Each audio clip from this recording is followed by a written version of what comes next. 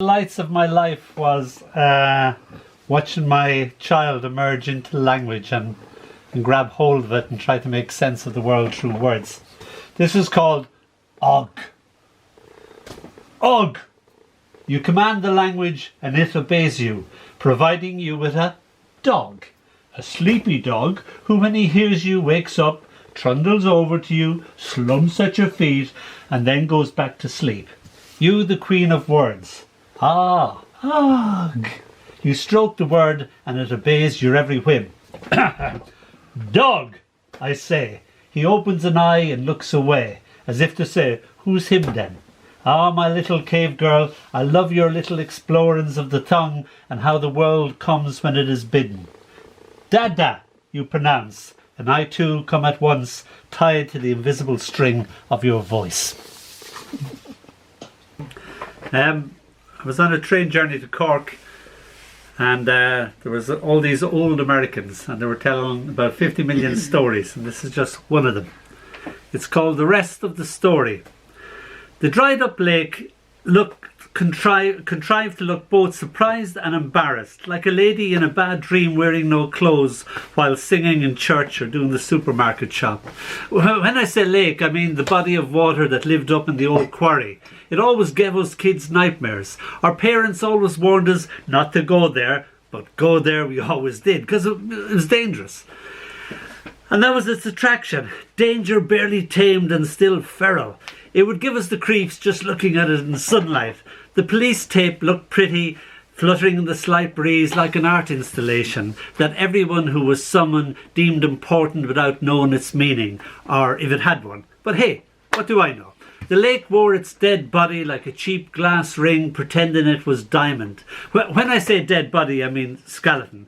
The skeleton wore concrete shoes as if it had stepped straight from a corny gangster movie, riddled with cliché. It just grinned at the police, flash photography as if it were a celebrity, famous for being a celebrity. He still wore a heavy gold crucifix on a thick chain around its neck that shone in the sun. The sun smiled down as if it were smiling down on a picnic or an ordinary walk in the park, as if it were innocent of the things it had seen. Hey, I'm Summer being Summer, it seemed to say. Dead guy, eh? What a bummer. The dead guy was alive in his death, as if he were soaking up being the centre of attention. And yeah, sure, it was just another ordinary summer when I was 9 or 10 or something like that. But this was just the beginning of the story. The rest of the story was somewhere else. Well done. Right, this is called Like Music Made Visible.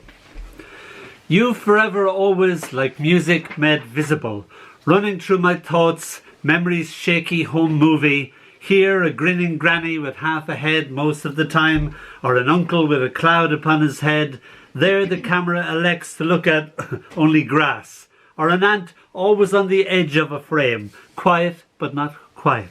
One of the almost there's. An uncle represented by his shiny new shoes and a sudden falling shot of skies and a passing bird. These black and white people in their black and white world, moving through silence as if they were swimming through time, flirting now or shying from the camera's gaze as the footage comes to an abrupt stop. But you forever always like music made visible. This is called A Lucky So-and-So. As he lay in the pool of his death, the motorcycle continuing on a little further without him, before it too lay down as if to sleep. He thought the blood was like a child wetting the bed, and the fear of someone discovering it in the cold night of morning. He began to cry just like the little boy of then, though this was now, and very far from the place of his childhood. Even as the stink of petrol enveloped him, a bird sang, and he thought this is the most beautiful thing he had ever heard. And his heart grew sad and silent to hear it. Concentrating on it, and on his shirt emerged a badly drawn map of the world, but recognisable as such, America being a little lopsided, drawn in blood seeping through his fingers, continental drift slowly joining them together. I am half in love with easeful death, he quoted to himself, and wondered who had wrote it, and where he had ever heard it. Yeats, Keats.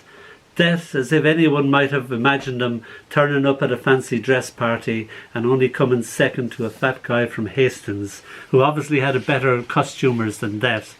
Death thinking this fat bloke's next. Looked on dispassionately as if he'd seen it all before. There was nothing new under the sun. This job could be so boring. Humans make such a drama out of the simple act of dying. Always the same song and dance act. Death held his hand and then let go. When he awoke, Death was nowhere to be seen, and the hospital bloomed around him. Gazing into the fluorescent tube of light, life seemed almost too bright, hurting his eyes. A nice pair of legs approaching him and telling him he watched the words rise and fall in the perfect mechanism of her chest, which he couldn't take his eyes off. Telling him in no uncertain manner, as if scolding him, "Had you wet the bed? Well, you're a lucky so-and-so."